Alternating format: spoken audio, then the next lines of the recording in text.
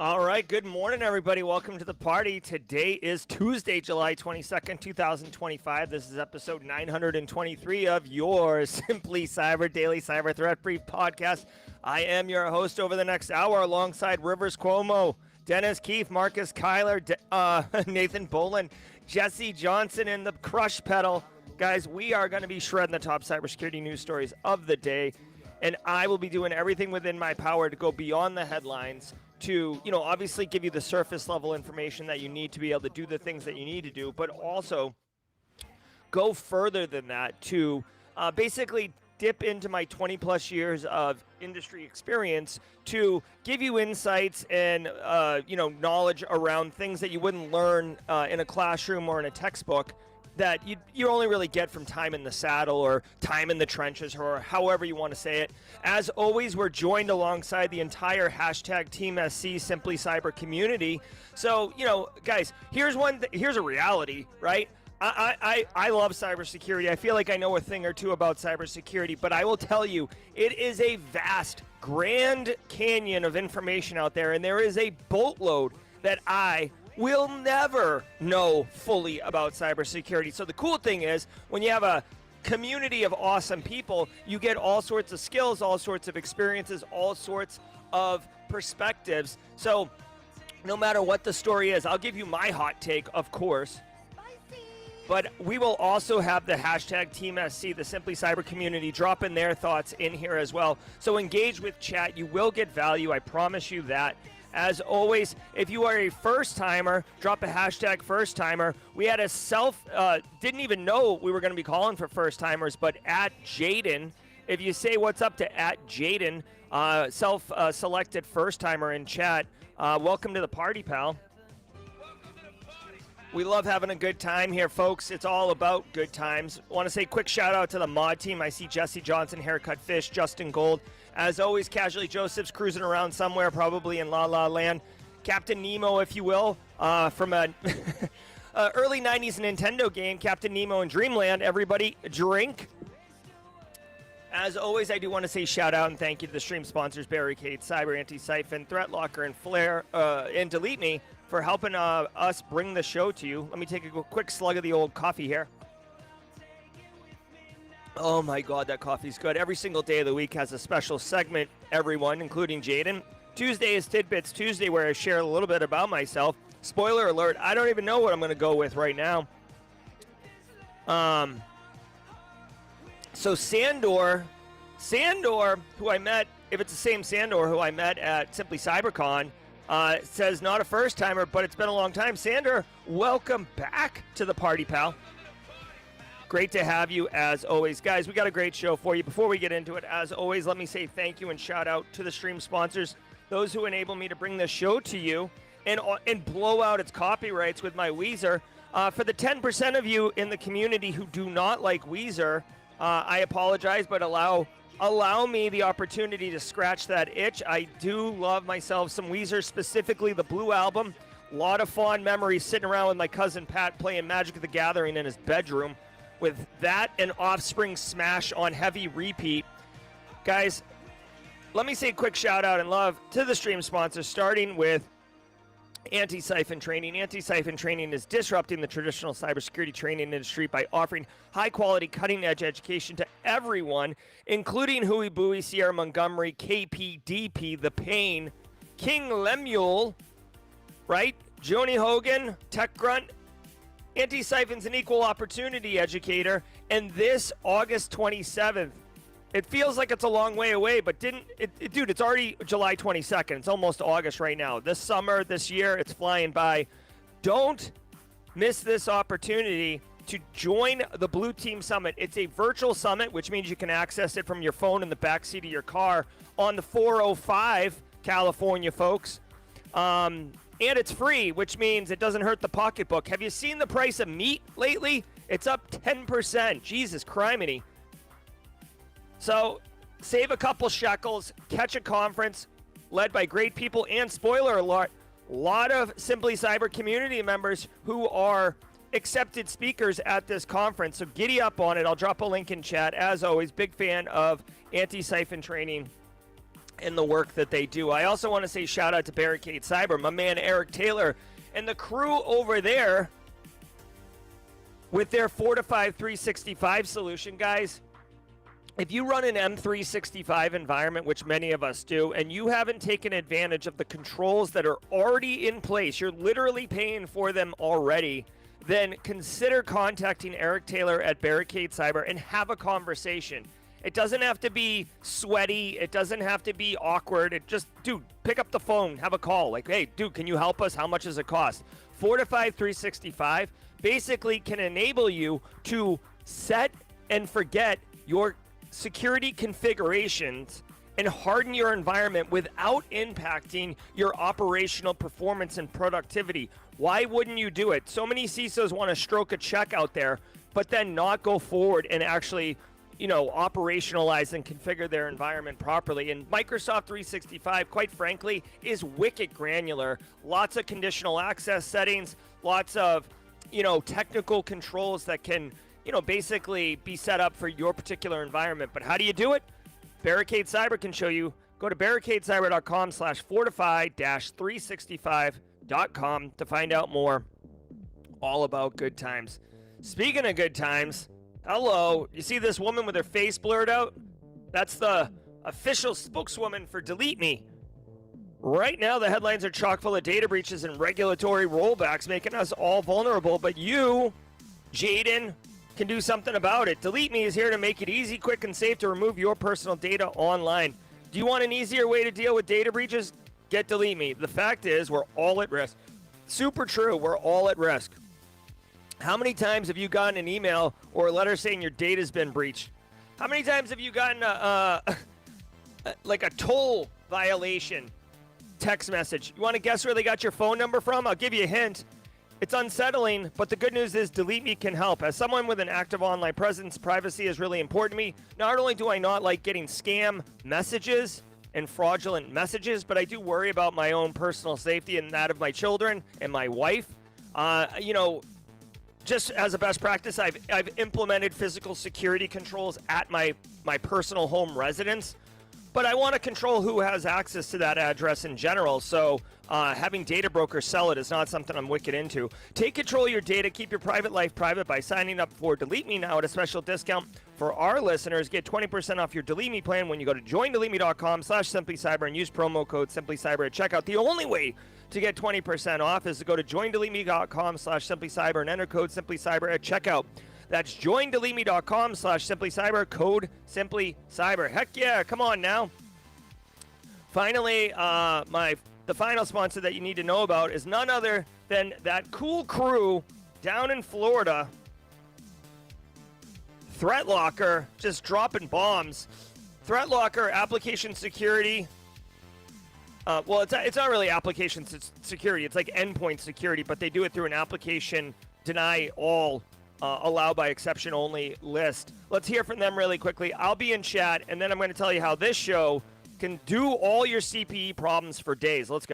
I want to give some love to the Daily Cyber Threat Brief sponsor, ThreatLocker. Do zero-day exploits and supply chain attacks keep you up at night? Worry no more. You can harden your security with ThreatLocker. Worldwide, companies like JetBlue trust ThreatLocker to secure their data and keep their business operations flying high. ThreatLocker takes a deny-by-default approach to cybersecurity and provides a full audit of every action allowed or blocked for risk management and compliance. Onboarding and operation is fully supported by their US-based Cyber Heroes support team. Get a free 30-day trial and learn more about how ThreatLocker can help prevent ransomware and ensure compliance. Visit threatlocker.com.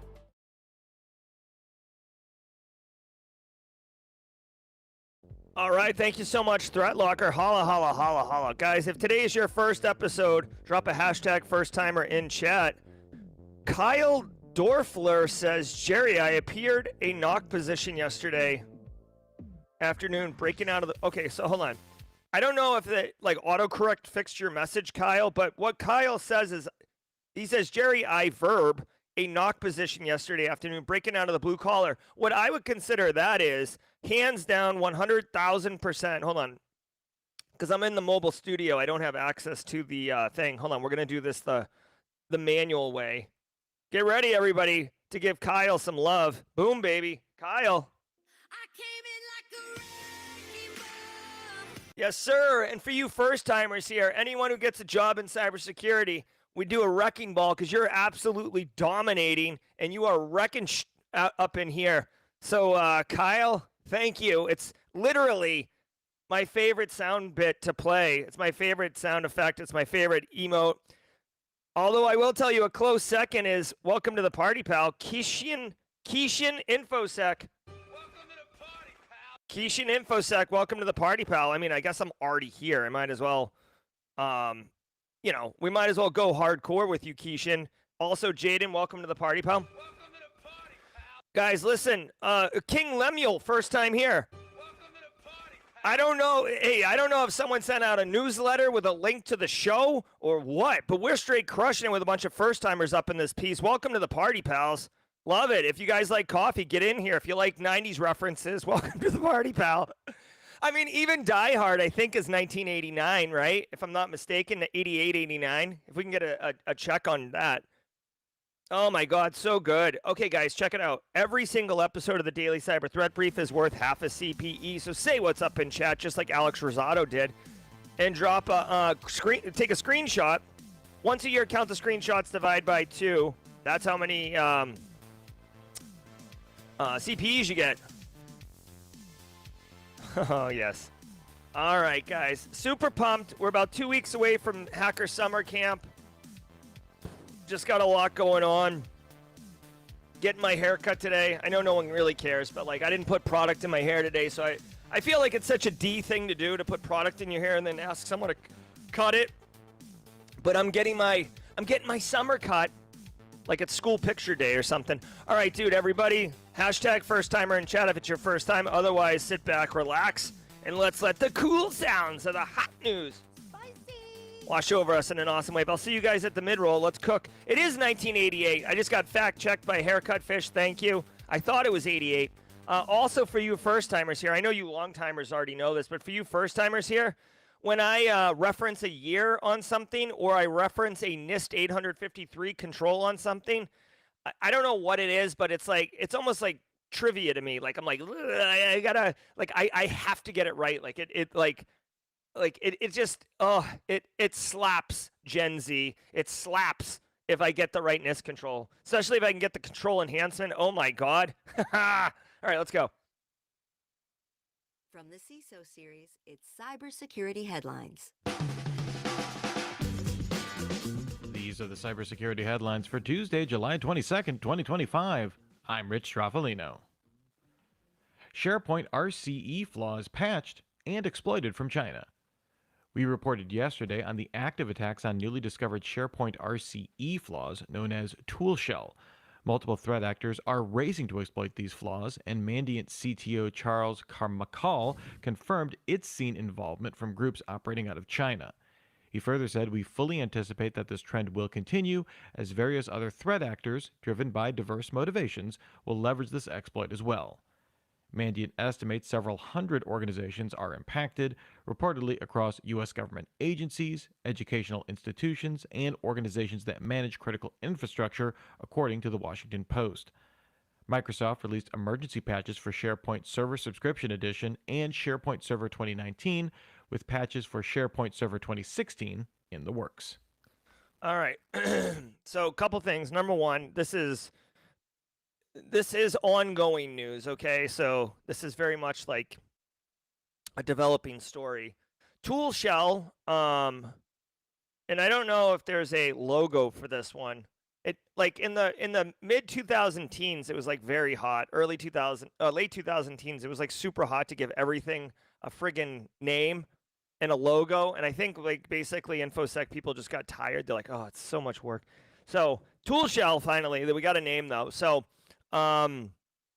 here's the TLDR. There's a couple things you need to know. And shout out to Black Hills Information Security. I was a guest on their Talkin' News live stream podcast yesterday, which is basically the daily cyber threat brief, except they have like 5 or 6 people doing it because it's insane to do a news program off the cuff by yourself. You know what I'm saying? Okay, so check it out. Here's the deal on this one. It's ongoing. Number one, this is a priority. So if you are running SharePoint on-prem, meaning not in the cloud, not in M365, like you have a physical server in your data center or on Carl's desk, and it's running SharePoint for your organization, you want to patch it, okay? We got sound effects for days. You gotta patch it, okay? Second of all, if you are running it in cloud, on-prem, in cloud, SharePoint online, you're fine. It doesn't affect you, okay? So first and foremost. Second of all, there's only about 8,000 instances of this vulnerable server that is internet accessible, and the bulk of them are in Iran, and then the second most, I think it's like 3,500, or it's like 1,800 to 3,500 are in the United States, okay? You can use Shodan, SHODAN.io. And really quickly, if you are in chat right now, whether it's your first time in chat or you've been in chat for a while, but you're new to cybersecurity, one of the seminal tools that every single practitioner knows about is called Shodan. And if you didn't know about it, first of all, that's not a problem. That's why you're here. That's why we learn. And if you did know about it, you know it's awesome. So Shodan.io, it's a website. It basically scans the internet every day and just pulls back fingerprints of whatever it finds. IPv4 addressing is a finite scope. You can go to 0.0.0.0 all the way to 255, 255, 255, 255. Again, I don't want to hear it in chat from like, well, actually, you can't ping 250. You can't put a server at 255, 255, 255, 255 because it's a broadcast address. Like, I get it, but I'm just saying it's a finite scope and you can iterate over it, which is what Shodan does. And with that, this particular vulnerability, you gotta patch it. This particular vulnerability, the SharePoint server will return a very specific fingerprint. It returns a banner that basically tells you whether or not it's vulnerable. So it's super easy to discover if you have a vulnerable server. So first of all, you should either use, if it were me, okay, I know I don't have SharePoint in my environment or any of the environments that I'm paid to protect, so I don't care about this. But if you, right, say your name is, I don't know, say you're the Cosmic Cowboy, just randomly picking a name out of the blue, right? And you run cyber for an organization that's kind of like a mixed bag. You may want to go on Shodan and look at the IP ranges or the IP ranges that your company has externally facing and see if there's anything there, right? You could also ask IT. The problem is you could have like shadow infrastructure. You could have like the finance team who stood up a SharePoint server because whatever. So this is the difference between like operational controls and technical controls. And this is your first, the more you know, like lesson learned. And squad members, if your name is green and you have a badge next to your name, you have access to special emotes. The more you know, like the shooting star, which by the way, drink. I'll take a quick slug of the coffee here. An administrative control is great. An administrative control is a sign on a door that says, do not exit this door. A technical control is a alarm that goes off when you push that door open, right? A sign people can push through and be like, man, it doesn't apply to me. An alarm or a lock, that blocks people. So Shodan will tell you whether or not it's there. Asking Carl in IT if it's there and getting an answer, your mileage may vary. TLDR, patch this.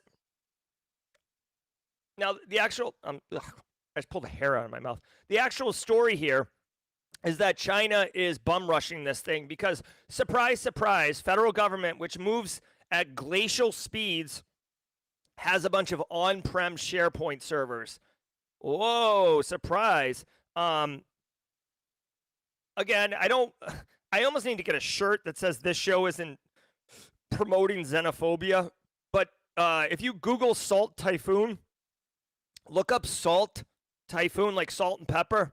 Like, push it real good. Okay, drink. If you look up salt typhoon, you'll see what China's, it's definitely attributed to China and what they're doing. This right here, like I could have told you this was going to happen on Sunday because this is like super obvious, super implied, super programmatic for the, the salt typhoon threat actor. All right, next story. Dell acknowledges World Leaks data breach. The company disclosed the extortion group, a rebrand of Hunters International, breached a customer solutions center platform, which is the front end it uses for commercial customer demos. However, Dell said this platform is intentionally separated from customer partner systems as well as Dell's network and is not used for the provision of services to Dell customers. It uses primarily synthetic data. Dell said it would not release details about the breach while it was still investigating. After Bleeping Computer published Dell's acknowledgement of the breach, WorldLeaks released samples of the stolen data, which appeared to be configuration and backup data. All right, so a couple things. Number one, Dell is obviously a well-known name, a big Fortune 500 company. And they have a demo environment. Think of like walking in at Best Buy and they have like the, the AV center with like the, you walk in and they're like, got the stereo equipment set up and you walk in and it's like the Dolby DTX or THX or whatever it is, like, and it like engulfs you. Basically, Dell's made a version of that for their environment. And honestly, from a marketing perspective, it's way easier to sell something for someone who's played with it than it is if you just tell them about it. This is why car salesmen want you to take a test drive. I could tell you all day how great the leather seats feel cupping your butt, but if you get in the car and drive it around the block, that's going to do a lot better than me talking to your face for an hour. All right, so Dell's got one of these environments.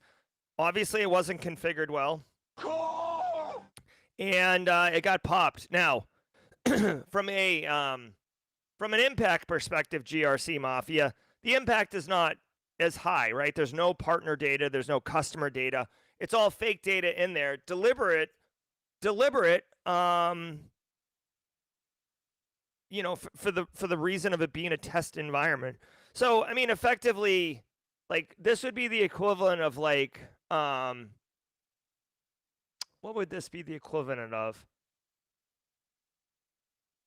I don't know. Like, did you see the movie? Well, no, that's stupid. Okay. So the threat actor is called World Leaks. Yet another like one of these threat actors whose name I've never heard of until now, but it doesn't matter. Like, Flaming Donkey persists, right? They think they have real data, and they included some sample medical and financial data. Here's the thing: if Dell has made an actually decent environment to include fake data, then it's going to look like it's real data. Now, I will tell you, this could blow back in Dell's face. There is a reality where this isn't good for Dell. If the engineers at Dell did not sanitize or use AI to create realistic looking data, and they actually did use real data thinking, who cares? It's a test environment.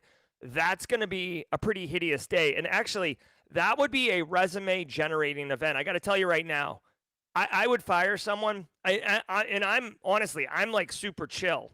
At least I feel like I'm super chill. I feel like that's something else somebody should say about you, not you about yourself. But like, I feel like I'm pretty chill with staff and like, understanding and accommodating. But like, if your job is to seed a test environment with data that looks real but isn't, and you take the easy button and you use real data and just push it in there and think, who gives it? No one's going to know. You had one job.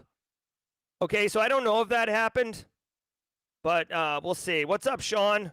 Cyber Shinigami, Grand Risings, Coffee Cup, cheers. All right, so, I mean, whatever. Hunters International has rebranded into World Leaks. Hunters International was pretty legit, so I would keep an eye out for them. And they published the data, although Dell is saying whatever. I mean, this is a good look for this threat actor, World Leaks, to have a Fortune 500 company like Dell on their list. Of course, It is test data, so it's not a big deal. So what I would say is the lessons learned here is, number one, you should secure your test environments and your dev, test, and prod environments equally. And you should definitely use fake data in your test environments. Really quick, best practice, and I've worked in environments that were strapped on cash and couldn't do this, okay? So small businesses, you typically have a tough time doing this. Also, if you're like a smaller shop, like i.e. you have like one developer or like 2 IT people or whatever, you may be motivated to do it this way, but really what you should be doing, and this is a foundational system lifecycle paradigm, okay? So if you already know this, that's cool. Just realize that not everybody knows this.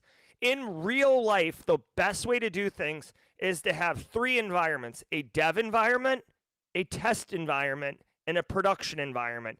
And the developers make stuff in the dev environment and push it to test. Testing goes through testing to make sure it works the way it's supposed to. It also doesn't break anything that already exists, etc. And then you push it into prod. You should never allow you should never allow dev to go to prod. That should never happen. And it doesn't always work. Go look at CrowdStrike 1-year anniversary just a couple days ago. CrowdStrike definitely goes dev, test, prod, and they didn't catch it in test. And honestly, someone fact check me on this one. Is it possible that CrowdStrike, when the CrowdStroke thing happened, went from dev to prod because it was a small change? I'm not 100% sure, but let me know. Anyways, 3 environments, best practice, definitely do that. And if you can't do it, just be aware that you're taking on extra risk. That's all. It's not wrong to do 2 environments, dev and prod, but you're taking on risk. I've worked in environments where you develop in prod, okay? Hairy stuff, but you're taking on more risk. That's all there is. 44 million stolen from crypto exchange. The co-founders of the Indian cryptocurrency exchange, CoinDCX, confirmed that threat actors stole $44 million worth of stablecoins. This theft occurred from an internal account used for operational liquidity and did not impact user funds. The company will cover its losses from its own reserves. The company's initial investigation found the theft stemmed from unauthorized access to its account on a partner exchange. The company stated that it's performing a full investigation into the incident, but it will create a bug bounty program in response and is offering up to 25% of the recovered assets to anyone who can retrieve the pilfered goods. All right. So another crypto exchange taken to the woodshed, $44 million. Now, when I don't research or prep any of these stories. Ain't nobody got time for that. So I didn't know, but when I do pull the tabs up to get it ready for the day, I did see this story. My initial reaction was Lazarus Group, North Korea, and then I thought about it and I was like, $44 million?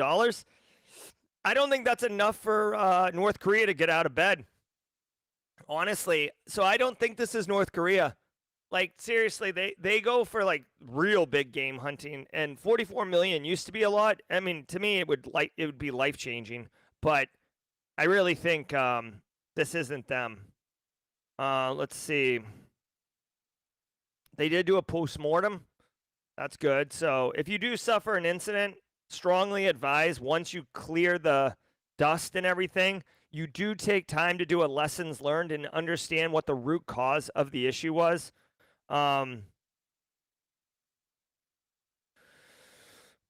They have traced the attack to 2 wallets, one for 27 million, one for 16, and they were able to trace the funds. Continued. This is the thing, dude, with crypto, the blockchain doesn't lie. There are all sorts of techniques that you can use to trace it, right? Go look at there's a business called Chainalysis that was like the #1 OG blockchain tracking platform. Law enforcement follows these guys. The threat actors do try to use mixers, tumblers, this technique called crypto peeling, which I learned about when I went to the Flare Academy talk last week. So there are techniques to kind of make it difficult to trace. But at the end of the day, especially in a world with AI, man, you can follow that money anywhere. At some point, here's the deal. Right now, dude, crypto, as far as I'm concerned, crypto still has like little to no utility. Okay, you can't buy a house. Like I know.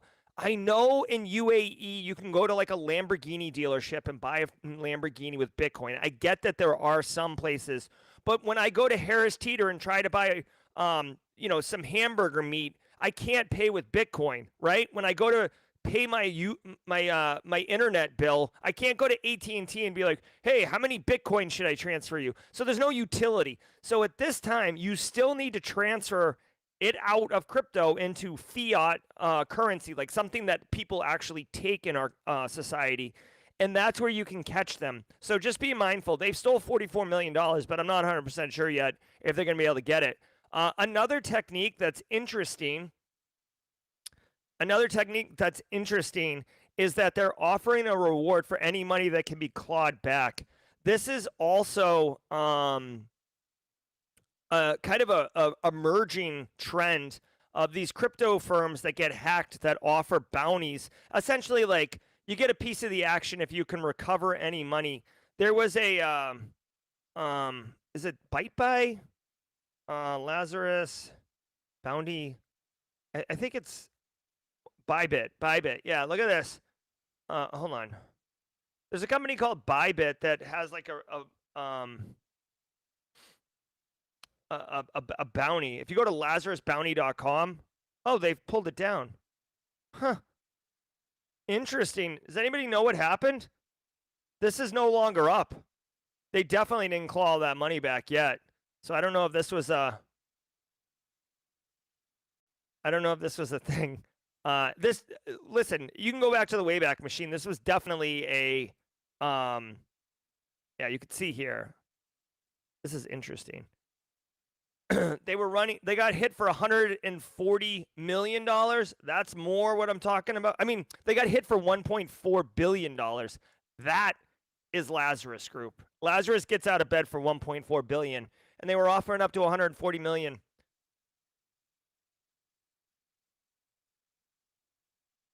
Okay.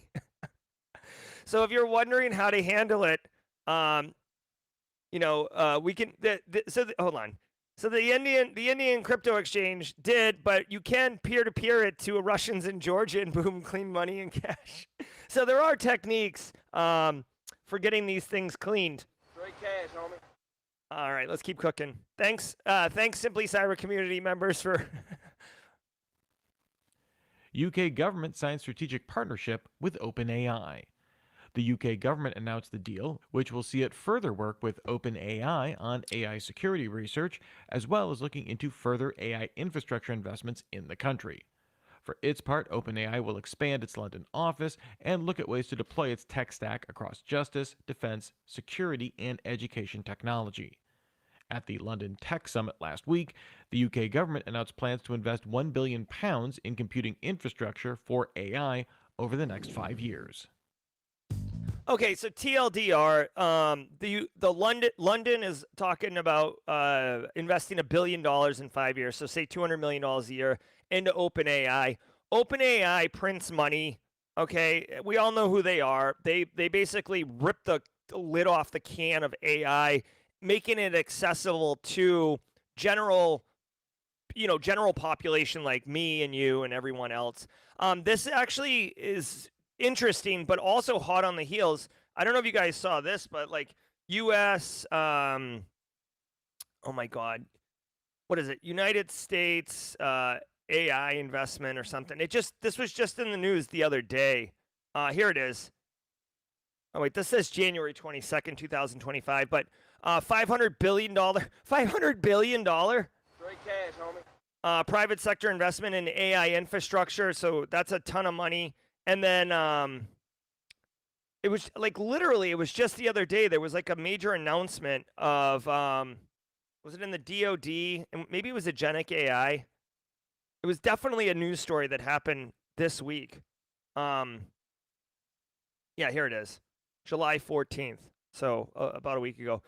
OpenAI granted up to $200 million for AI work for Defense Department. So, like, dude, here's the reality.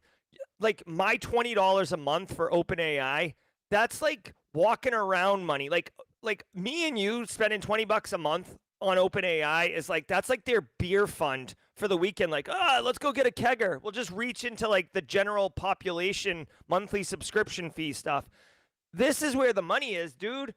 $100 billion or whatever, or $1 billion in London, 500 billion for infrastructure, 200 million. These numbers don't even make sense, right? Like that, like wrap your head around that. Okay. So just interesting stuff. Also want to point out that it just further shows how much AI is going to penetrate into our entire society up and down the stack.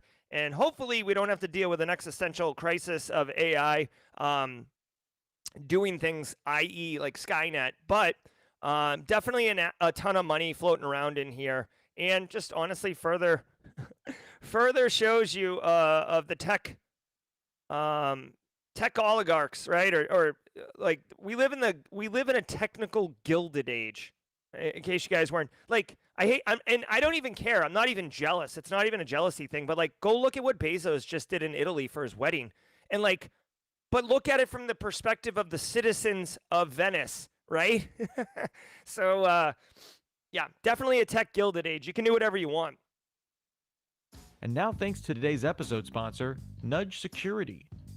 Who's using AI tools in your org? Find out today with Nudge Security. Nudge Security discovers every Gen AI tool ever used by anyone in your org, even those you've never heard of. For each tool, you'll see who introduced it, who else is using it, where it's integrated into other tools, and a vendor security profile. Visit nudgesecurity.com/AI to get your free Gen AI inventory today. That's nudgesecurity.com/AI. Arizona. All right. Hey, check it out now. Wow, wow.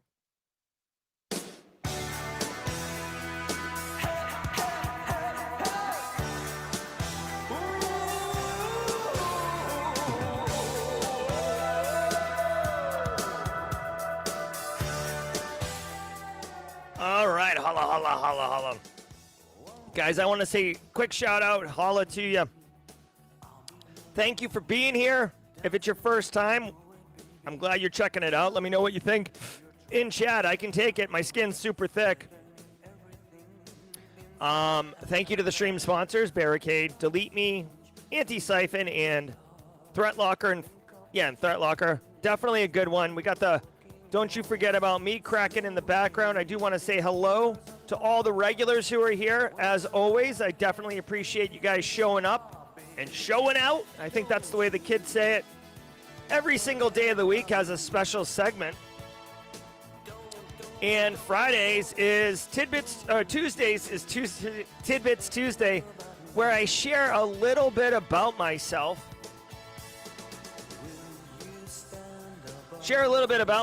Now, I do want to say really quickly, in chat, Haircut Fish said that my hair, I think it was, it was casually, Jesse Johnson. So normally I wear my hair up with like product and stuff, but I don't, and I have a massive cowlick. And my poor kids, they have cowlicks for days.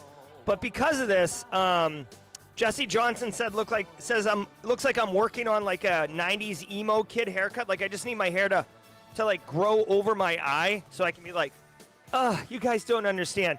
So I just wanted to share with you, when I was in high school, I was a wrestler. And so I wrestled at 125, and I was a skater. Inline skater, not skateboarder, okay? So I was like a rollerblader, aggressive rollerblader. It was a thing, okay, guys? But anyways, I wanted to tell you about my haircut. So I look pretty like a normal guy here. But when I was in high school, and share in chat what your high school haircut was, I let the hair on top of my head, like my crown, I let it grow all the way out. And then I shaved underneath and on the sides. So my hair was completely shaved down to the scalp. And then on the top, it was long, like real long, where you could pull it back and put it into like almost like a not a bun, but like a tail. And what I would do is I'd pull it back and put a hat on. So then you'd have your hair coming down almost like a mullet, except it was all on the top. And that was really cool. That was really cool. And honestly, guys, it since we're getting really Tidbits Tuesday here, it actually was part of my overall vibe because I got me and the other wrestlers got a lower back tattoo of tribal. Okay, so I guess I buried the lead here. Because when you wear a singlet and you're not wrestling, you actually will take the singlet arm straps down and just have like your upper body exposed because we were all like super jacked too. So like the tribal tattoo would sit right above your singlet where it bent. So yes, TLDR, I had shaved head, long hair, and lower back tribe tattoo. All right, la la la la, you know the words, Alpha Sierra, let's go.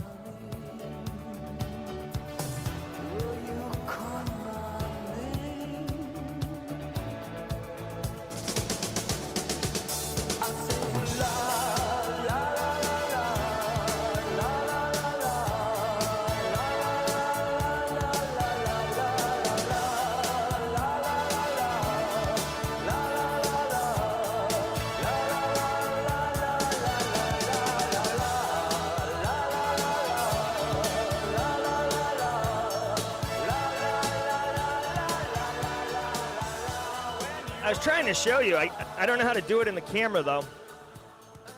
Catch me at Jawjacking. If I didn't show it, I'll show it on Jawjacking. Let's keep going. People are like, I'm here for the news, not a show. What are you doing, Jerry guy?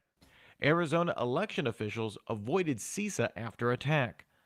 On June 23rd, Arizona's Secretary of State's office became aware of a defacement attack against its election site, with candidate photos replaced with images of the late Iranian Ayatollah Khomeini. The attack impacted a legacy system with no access to voter rolls. Through its State Department of Homeland Security office, Arizona officials contacted federal agencies like the FBI about the attack, but this did not include outreach to CISA. Secretary of State Adrian Fontes said initial attempts to establish a relationship with Homeland Security Secretary Kristi Noem earlier this year were dismissed outright. CISO for Arizona's Secretary of State, Michael Moore, clarified the state has no direct level of support from CISA since the end of 2024, saying, right now, in 2025, we have no federal cybersecurity advisors. Okay, so we do like to try to make it apolitical here. Elliot Matisse knows what I'm talking about. So we're not trying to go for that. But what I will say is this is this is a cyber story ish. Like, I will do everything in my power, as I always do, to make this as valuable to you as possible. Here is the deal. When the Trump administration took over, this has been documented, so this isn't like a hot take. Spicy! They, Kristi Noem got put in charge of DHS. DHS is responsible for CISA, I think the Coast Guard, and ICE, and like several other things. There's like 8 agencies under DHS, okay? And one of those agencies is responsible for election security. Now, for reasons of the 8 agencies, it's not like a Trivial Pursuit pie where it's not a Trivial Pursuit pie where everyone gets an equal slice, okay? When you're doing budget, whoever's in charge gets to decide the budget allocation, right? This is why cybersecurity often gets like a double middle finger to the sky because they're like, oh, we ran out of money. Like, you know, whatever. Data scientists need a new Tableau license, so your patch is like going to have to wait, whatever. Okay, so when they took over, they allocated a lot of money for ICE, and they took money away from CISA and reimagined their mission, and basically robbed the cupboards of election security. You can go look at this. So election security is very, very, very low priority for DHS at this time. And because of it, when a election-related function is attacked by cyber, there's no resources. There's no fire department that Arizona election officials can call. That's basically what happened. Like to give a metaphor here, this is basically a perfect metaphor. the town budget can allocate money for paramedics, police, and fire, and you would think that they would allocate it all the way. But essentially, what they did was they took all of the fire budget or election security and they allocated it to the police budget, ICE, and now they're off and running. And now Arizona's house is on fire, and they're like, we don't have an option here. There's nothing to do. And it sounds like that they actually tried to get some support and were met with like, your call is very important to us. Please hang on the line and you'll be connected with somebody as soon as possible, and just like never answered the call. So this is part of the challenge, okay? And unfortunately, I will just tell you this. This sets a bad precedent, because if I was a adversary of the United States, I would look at this and say, oh my gosh, this is a pretty sweet target. Like we can attack election-related elements with, higher success, lower chance of detection, all these things. So unfortunately, this is a bad look. And right now in 2025, it's not a big deal, but this isn't going to change. Like mark my words. This is going to be a problem in 2026, not even 2028 for the US presidential election. Like this is going to be a problem in 2026 when there is, again, I'm not getting political, but like obviously there's going to be a lot of seats up for recompete, and there's going to be a shift likely in the House on what the vibe is. And with this problem in place, it's going to be very challenging to not prevent issues. Okay. CrushFTP exploited with already patched flaw. The popular file transfer company issued an advisory stating that hackers apparently reverse engineered our code and found some bug which we had already fixed. The current version of CrushFTP is not impacted. However, builds prior to July 1st, 2025 are vulnerable to an attack over HTTPS.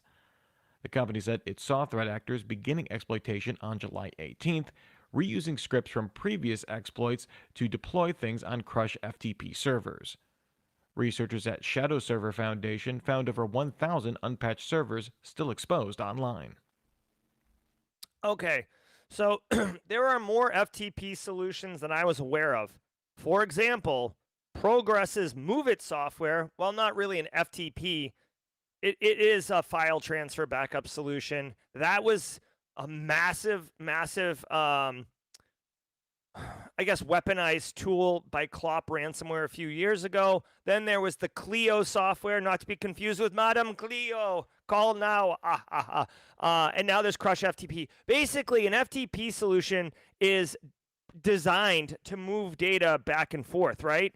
Which is great for business continuity and IT infrastructure, but also threat actors can appropriate it and weaponize it. This is the equivalent of like having the tram at, like a public transit system, and a threat actor like robs a bank and then puts the money on the public transit, and the public transit takes it down the street away from the crime, right? It's like they're just like utilizing what's already there. This CrushFTP has a 0 day. 0 day is a terminology in our industry that basically means the vendor just discovered that the vulnerability is there, but there is no there's no patch for it, there's no fix for it, and it's a 0 day exploit, which means not only is it a 0 day vuln, but it is being actively exploited in the wild. That is not good. This guy said hackers reversed our code and found some bug that we had already fixed. What? Found a bug they'd already fixed? Well, if you'd already fixed it, it wouldn't be exploited right now, buddy. So, oh, they're saying if you didn't upgrade. Okay, so here's the deal. When this guy says hackers apparently reversed our code, this is the same thing that I mentioned yesterday. When a company releases a patch, right? It's not trivial, but the technique here is you take the previous version and the patched version and you diff them and you see what changed, and that allows you to zero right in on what the company fixed, because they obviously fixed something that was a problem. So once you figure out what they fixed, you can look at the older version and see, okay, here's the problem, and then you have to develop an exploit. Just so we're crystal clear, when you find a vulnerability, right? Like I don't know, buffer overflow or something like that. That doesn't mean that the system's owned. You still have to write an exploit to exploit the vulnerability and do something with it, right? So there is a little bit of extra work. Now, don't get me wrong, like if it's like hard-coded credentials or something like that, yeah, you just log in and do whatever. But like when you're reversing code, you do have to write the exploit itself. Classic example here, if you're running CrushFTP,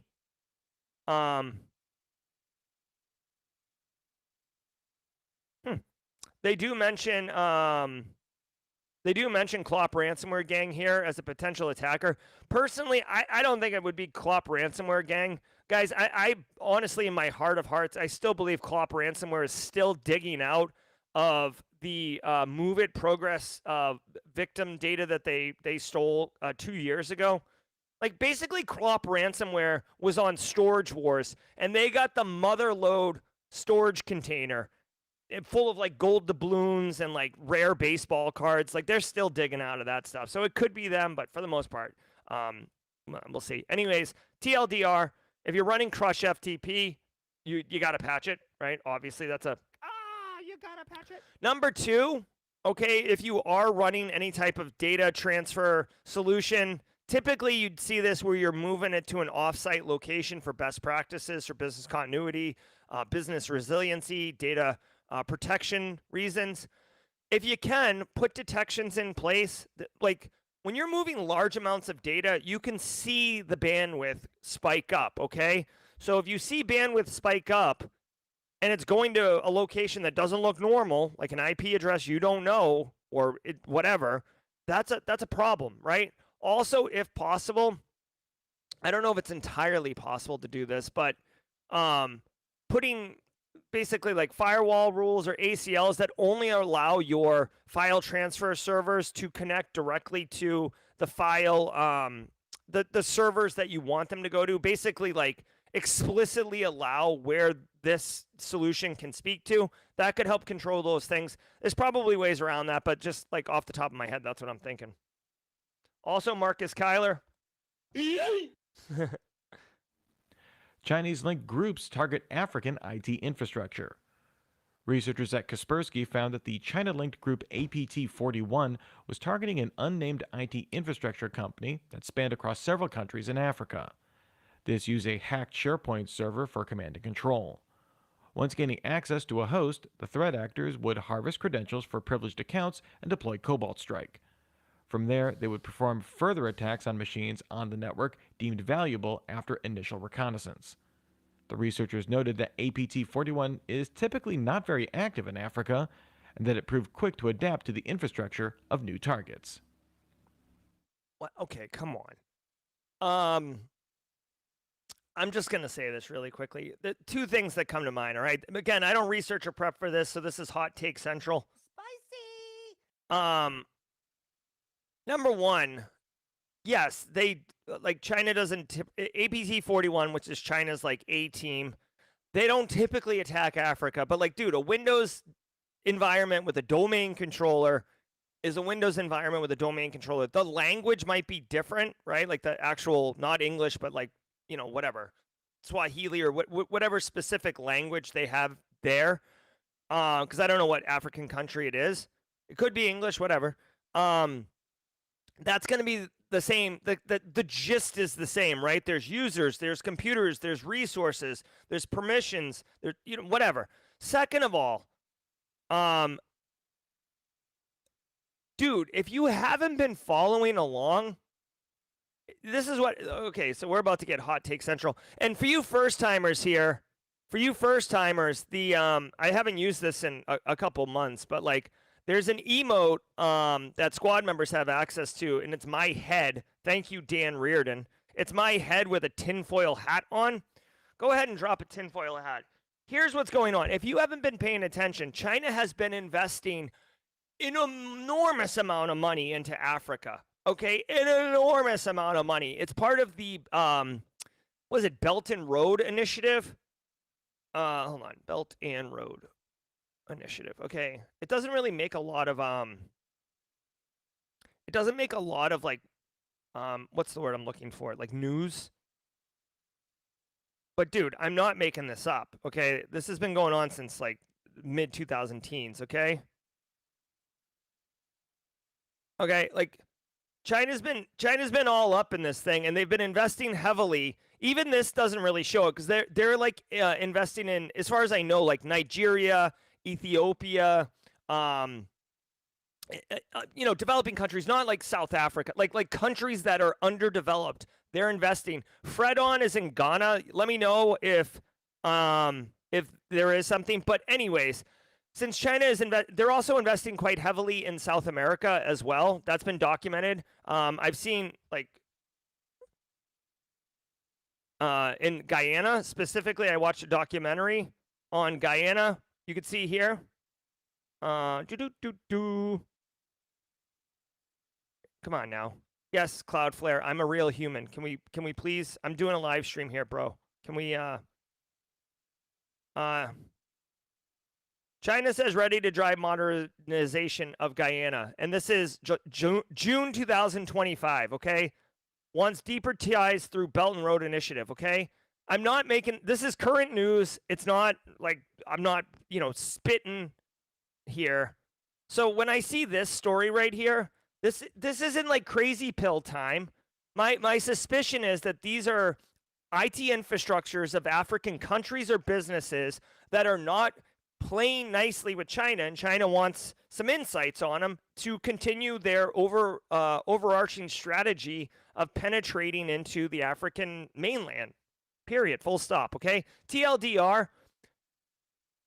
Obviously, whether you're Africa, United States, whether you're private sector, public sector, you should be implementing best cybersecurity practices. This is foundational. NIST cybersecurity framework, start, or CIS 18, do implementation guidance 1, 2, 3. The deal is if APT 41 wants to get you, they're going to get you. All you can do is manage the risk of how bad they get you. Muddy water makes Android sing the blues. Researchers at the firm Lookout revealed details about a new campaign by the Iranian cyber espionage group Muddy Water. This utilizes the Android-based surveillance tool DCH Spy, a tool that's been active on the platform since at least last year. Based on new malware samples, Muddy Water is deployed by posing as two spoofed VPN apps, EarthVPN and Komodo VPN, supposedly based in Romania and Canada, respectively. These are disseminated through Telegram channels to English and Farsi speakers, with lures that heavily feature anti-Iranian themes. Samples also show references to SpaceX's Starlink service, indicating that it may be a focus of the campaign as well. Once installed, DCH Spy collects account logins, contacts, SMS messages, location data, records audio, and can take photos. Okay. I mean, this is a standard play in the threat actor, like more sophisticated threat actor handbook. They have a malicious landing page for a security solution, a VPN. It could be anti-malware, it could be VPN. VPN's really popular because it's promising that you can be private or protected, right? So people are obviously interested in that, and they don't know any better, right? So they're downloading this. I mean, look at this landing page. This looks like a legit solution, right? This doesn't look like a dodgy one that some, criminal in the basement made. It looks like a legit one. So you go ahead, you run it. Obviously, you get all the pop-ups. Are you sure you want to install? Install with admin permissions. Allow me to basically be a rootkit on your device. Yes, yes, yes. And then your device is owned. It dumps all the creds, and then rinse and repeat. If your Android phone gets popped with this, you're screwed. All I can say is, I don't know. I would assume that internationally there is some like Google Play Store, if not the Google Play Store. I know Android devices. Part of the appeal of them is that you're allowed more control and more control basically over what you install over it versus iPhone, which is a very controlled environment on the App Store. But this is what happens. This is what happens when you introduce that kind of flexibility. It introduces attack surface. Threat actors know this, and they're doing it. So this probably won't affect many of us in chat. right? This is targeting Middle Eastern countries from Iranian-backed threat actors. I know we do have some Middle Eastern practitioners in chat and in the Simply Cyber community, but on balance, I would say this is really of interest to like 3-4% of our community. But the bigger picture here is you should, I mean, I wouldn't go out and do it today, but you should sprinkle it into your information security awareness training. Yo, if you run Android, every time you download and install an app that doesn't come from the Google Play Store, you are opting into additional risk. And it's a choice that you have to make, right? As a GRC professional, I'm not here to say yes or no. I'm here just to advise you of the risk and the decisions that you're making. Like, do you want that? Yes or no, right? Dude, you can listen, you can go to the club at 1 a.m. That's fine. That's on you. But you're obviously taking on additional risk. You want to have that 5th shot of tequila? Go for it. Get crunk. Do you, boo? But you're taking on additional risk. You could black out. It's up to you. We are advising you. That's what a CISO does. CISO is like, queen bee of the GRC world, and our job is to advise. Okay? So anyways, advise people, be mindful, don't install dumb stuff on your Android devices, okay? How can we bridge the disconnect between... We don't.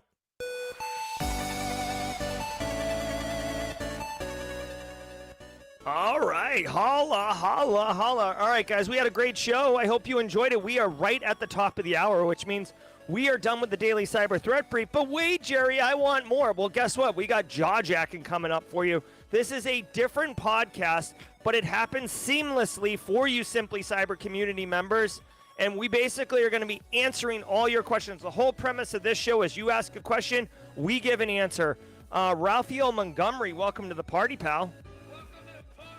For all you first-timers, the Jadens, the King Lemuels, the Raphaels, I hope you enjoyed it. I hope you come back tomorrow. For squad members, thanks for always being supportive. I love it, I love it, I love it. Guys, it's been a great show. I will leave you in the capable hands of one Eric Taylor who's running Jawjacking, but at 9:30, Philip Wiley's going to be taking the helm as we move over and raid Simply Offensive, the new podcast led by Philip Wiley. He's going to be talking with Joe Brinkley about community, burnout, and leveling up in offensive security. So if you want answers, Philip Wiley's got them for you. Trust that. That's going to be happening at 9:30 a.m. Eastern Time. I'm going to drop a link in chat right now and pin it. Hold on, let me do this really quickly. 9:30 a.m. Eastern Standard Time. All right, all the hearts. You guys are so kind. All right, I'm Jerry from Simply Cyber. Have a great day. Enjoy the hair because when next time you see me, it's going to be cut. Until next time, everybody, stay secure. Yeah. Ever wonder what it takes to break into cybersecurity? Join us every weekday for Jawjacking, where industry experts answer your burning questions about the cybersecurity field. Live, unfiltered, and totally free. Let's level up together. It's time for some Jawjacking.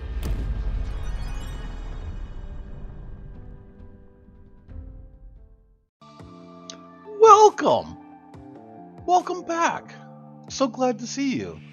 If you're new, you haven't seen my face, my name is Eric Taylor, and I get to do the pleasures of Jawjacking on Tuesday, and our counterpart Tyler will be here as always on Thursday. So a lot of different perspectives on the Jawjacking. If you have a question, Austin Fraley is already trying to get me triggered.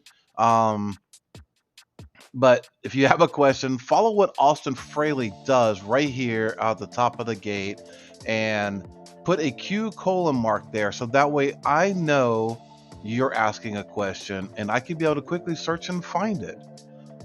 All right. So Austin out of the gate says, can you explain what GRC does? GRC in a nutshell creates policies, procedures for implementing a security framework or a policy. So let's just say you want to have certain controls around access control system in your building. GRC will make a policy for that. They help govern everything that goes into the organization, right? And it's not just for IT. GRC will do a lot of business operations as well. So, like, what is the workflow if you're like in shipping and receiving, like you're a warehouse? What is the workflow for when you receive parts from Mattel versus Toys R Us, or what? I mean, insert company name here. I'm being facetious a little bit, right? So the everything that runs a organization, GRC is able to help create those policies. And I know it gets a very much more nuanced than that, but in a nutshell, that's pretty much what it is. Hopefully that answers your question. And I do see a ton of questions. Thank you all so much for coming right in the gate here with the questions. I really do appreciate it. From Space Taco, so Tyler Ramsey is a new Thursday host for Jawjacking. Yep, he is. He's been doing it now, what, 3, maybe 4 weeks now? I'm really, really happy. I mean, I love being with you guys for 2 weeks, but definitely getting a different perspective for everybody. It's always, always good. And like I said, even when he was doing it, folks like Tyler, you need to absorb yourself with. He has the heart of a teacher.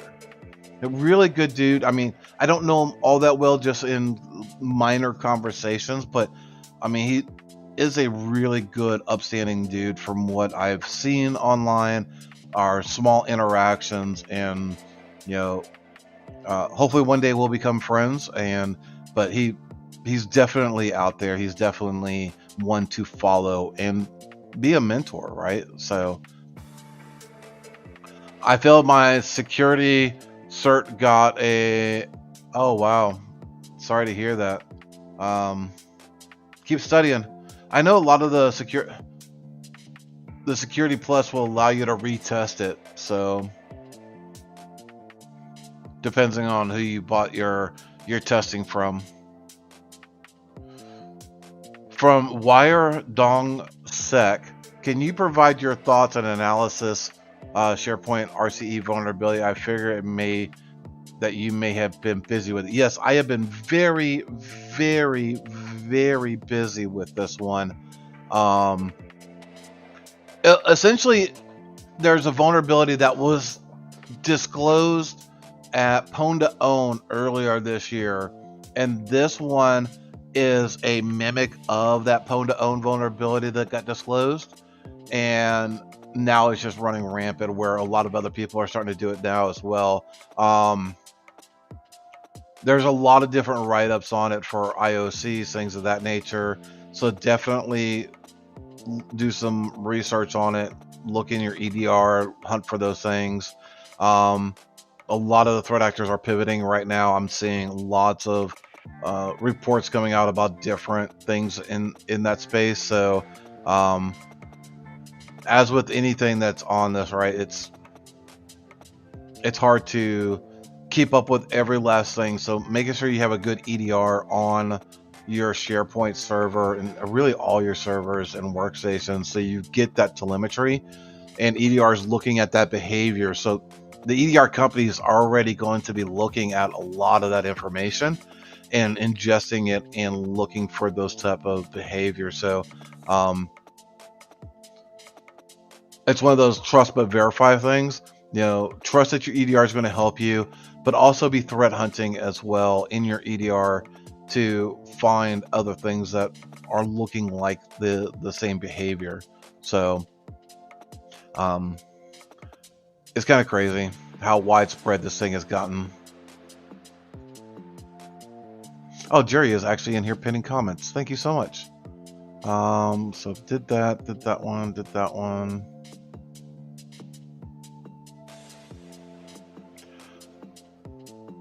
From X Groon OX, if someone is wanting to up their networking game as a beginner, are there any projects or activities you would recommend?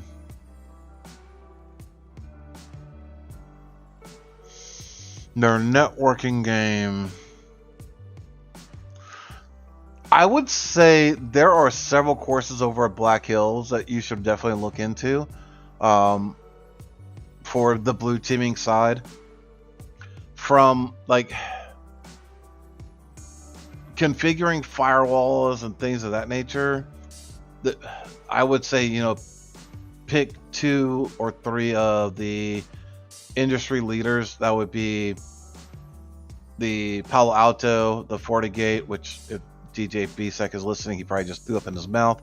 And as much trash as I give it, I know a lot of the MSPs and they use Cisco Meraki devices, specifically for the ease of cloud management. And they have one really nice feature that I really wish a lot of other firewalls would adopt, is if you make a firewall change, especially when it resorts to your WAN IP address, it will automatically fail back to DHCP, and you can call your ISP and be like, hey, I need you to enable DHCP on the modem again, or whatever the case is, and bring that circuit back up so that way you can fix your typo and get back to working. So it helps prevent a lot of truck rolls. So that is one that I know a lot of MSPs in the space use. So consider those 3. If you're wanting cheap networking gear, I would say in APs, access points, I would say use Unify. I use Unify here in our home. It's just really, really good, simple stuff. And being able to mess with VLANs and things of that nature, it's a really good thing to be able to play with, right? So hopefully that helps. If you want more specific question, definitely dive into it and provide more detailed questions so that way I can narrow in on the answer for you. But hopefully I got it for you.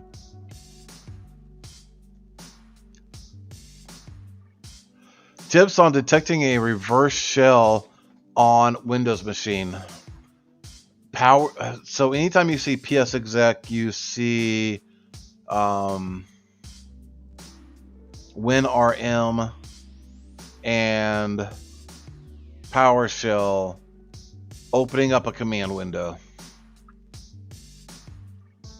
is ideally what it is. It's a lot more nuanced, but I'll tell you what, Jose, let me jot that down. I'm going to play Jerry for a second. And I know Kimberly in our marketing department is always like, we need more videos. Let me do a video on that.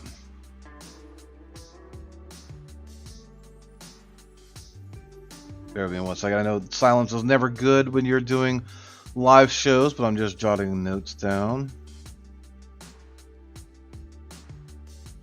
What you could do while I'm writing this down, you could also look at Mimikatz and things of that nature, because those things do pop remote shells all the time. And I know a lot of threat actors still use Mimikatz, so a lot of them are doing spin-offs like, what was it, Silver is a C2, Rotel is a C2, so there's a couple of them out there that you can go to mess with, but we'll kind of go from the lateral movement perspective of things. Question from Cyber Risk Witch. I'm not sure why that was a tongue twister. How do you handle a candidate who is obviously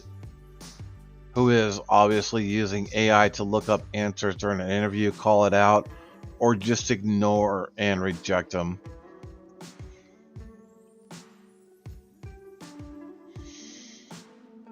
Depends on how spicy I am that day. But a little bit, but I mean, either way, they're not getting the job. Right? It's one thing to look at Google for an answer real quick, but don't be using AI. So the AI, let's have a talk, ladies and gentlemen. Seriously, if you're in the job market, AI is a good tool to help you level up. But AI is going to put you in a position in an organization that could cause a lot of problems because you don't have the skill set to actually do the work that you're claiming you know how to do. We honestly, folks need to be honest with themselves in their limitations. I guarantee you, right, that you can go and say, yep, Mr. or Mrs. Cyber Risk Witch, I appreciate you want to know that the answer to that question, but unfortunately my skill set is not there. If taken on into this role, I would love the opportunity to be able to learn that skill set. That way I can become a valuable asset to the organization. Be honest. I tell you what, being a prospect, being honest is such a breath of fresh air. It will go miles and miles. Just be honest with your shortcomings. It helps the organization know exactly where to place you and how to educate you because most organizations, they want you to be cross-trained. They want to be able to do so many things, but you're literally lying in a job interview when you're using AI, and you're not doing anybody any favors. You're not going to be able to keep your job for very long. So hopefully that's helpful. I know, unfortunately, a lot of people will just keep doing it and they won't listen. But whatever. All we can do is try, right, ladies and gentlemen?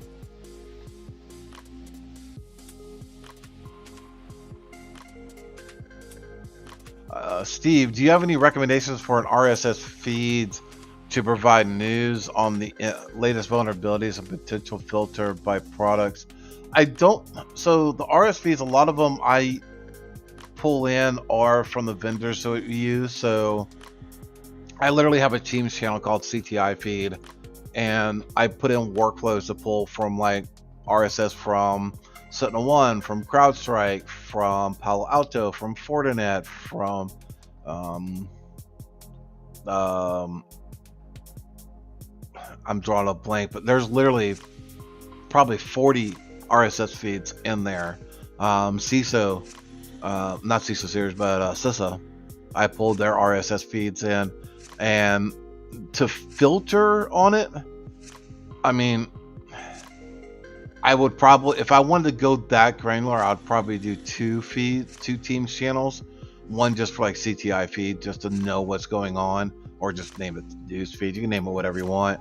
And then I would say like one is for our known vendor feed or something like that, and just pull that stuff in, and then just check that Teams channel every so often to see what's new. That's literally the way I do it. But a curated list of RSS feeds, I unfortunately don't have one. Maybe I should I mean, because it'll only take me a minute. I still have half of a degree program left. Congratulations. School no longer requires internship for the completion. Interesting. Should I apply for internship now, even though I have not gotten my certificate? Yeah, absolutely. Apply. Because you're going to be saying I'm completing my degree December 1st. Expected completion. So from, oh, that's answer.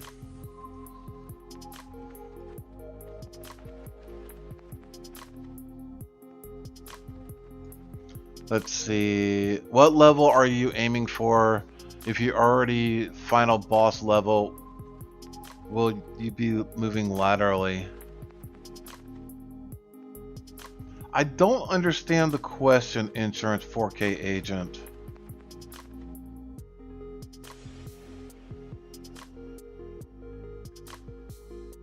If you're still here, we still have time.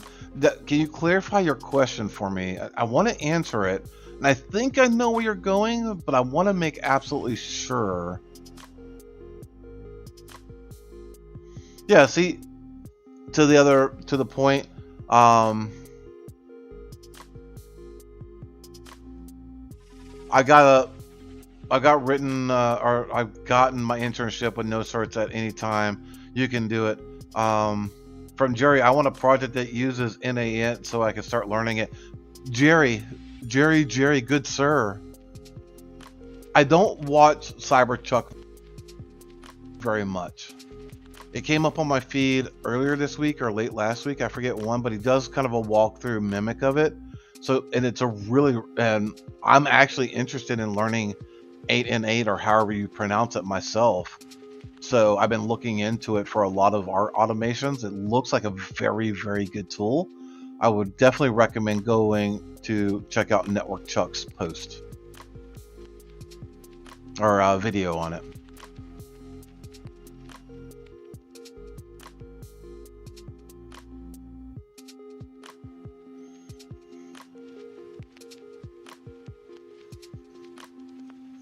Let's see. Scheduled my round 3 interview for GRC role at a very large company. Fingers crossed.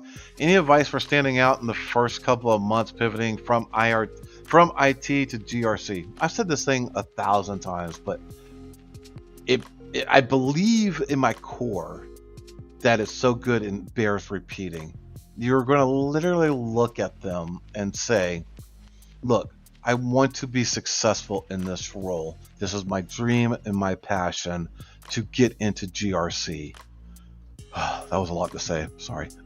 But to you, when you put me into this role, what does success in this role look like at 60, 90, and 180 days? What does success look like to you at 60, 90, and 180 days? One, they're already picturing you in that role, little reverse psychology, but it's giving you a roadmap, a framework, if you will, to what you need to obtain at certain mile markers, so that way you can be successful. Hopefully that helps you.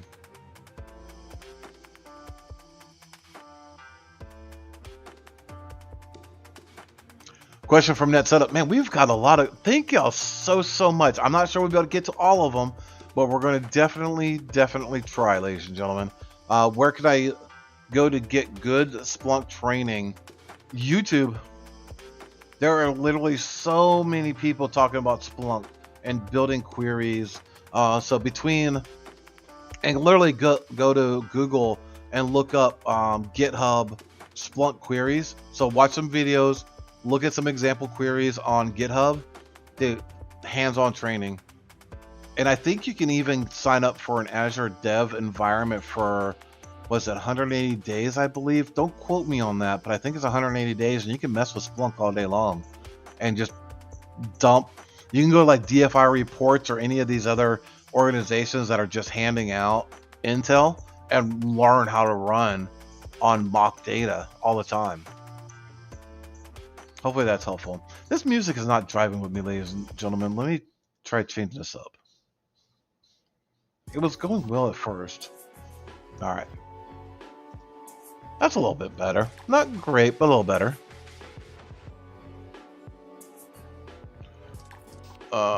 Let's see. I think this is where I left off. The whole fill, my apologies. I have a lot of experience, but never felt like an SME or anything. What would you consider a higher SME level of knowledge? I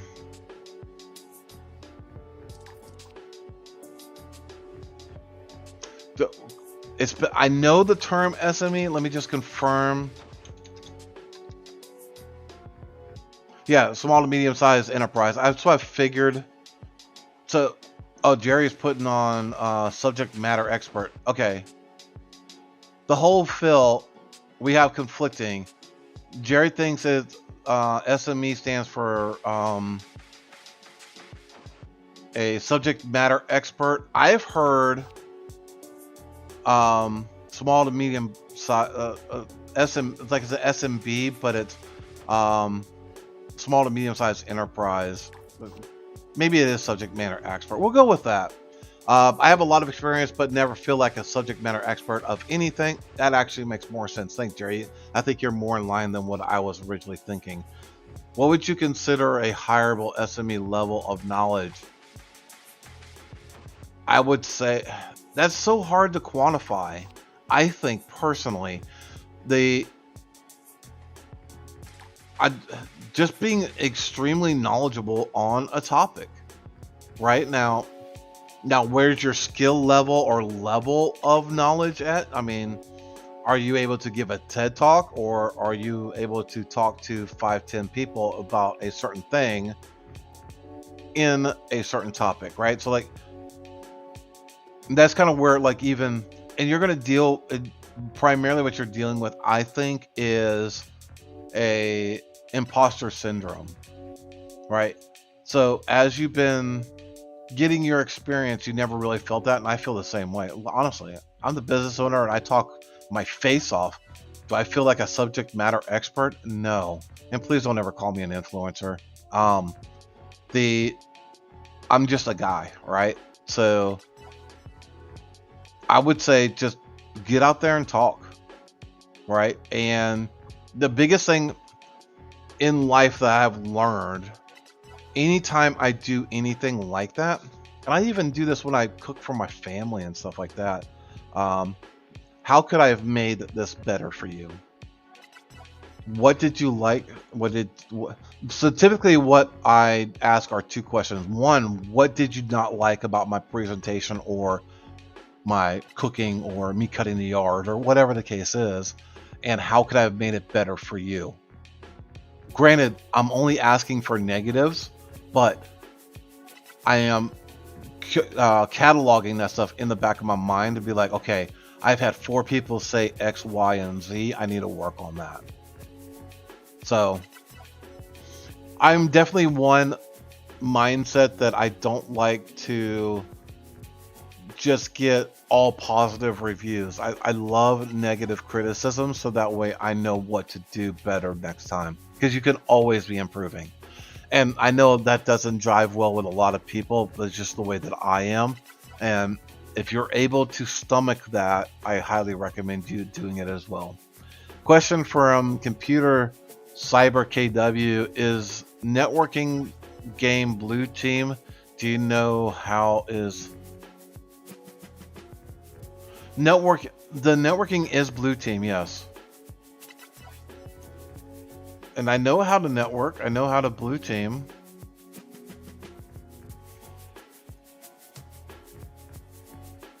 Let's see.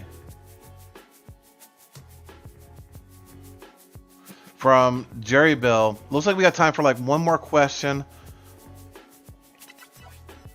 From Jerry Bell: beginner networking, looking at vendor configuration guides and understanding best practices and deployment tips. They will help understand the methodology. Oh, that's I'm sorry. That's an answer. From Abdul Hassan: still have a year and a half of school. Oh, I already answered that. I'm so sorry, ladies and gentlemen. Answered that one. Answered that one. All right, let me just check on the general chat.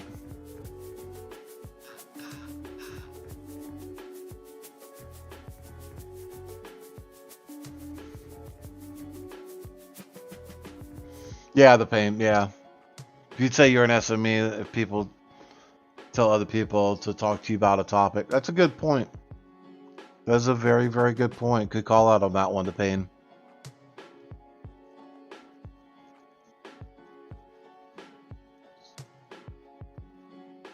All right, ladies and gentlemen, we are going to wrap up this show. Definitely make sure, I'm going to drop a link in chat. I'm sure Jerry has already, but just for due diligences, I'm just dropping it in there as well. Go over there and check out and raid the Simply Offensive episode 1, or season 1, episode 4, where they are going to be talking about community burnout and leveling up your offensive security with the with guest Joe Brinkley. So this should be a very, very good talk. Thanks again for coming in. Really, really thank you again. We had a lot of questions. I'm really, really thankful for that. And I'll see y'all hopefully on Friday's show panel. But if not, I will see y'all next week. Until next time, ladies and gentlemen, stay curious.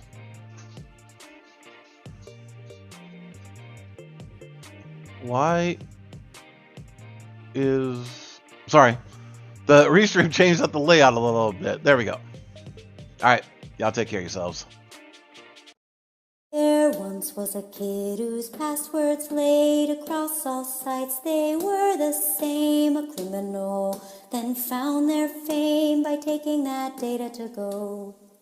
Soon may a criminal come to steal your pictures and data and run. One day when the crime is done, they'll steal your account and go.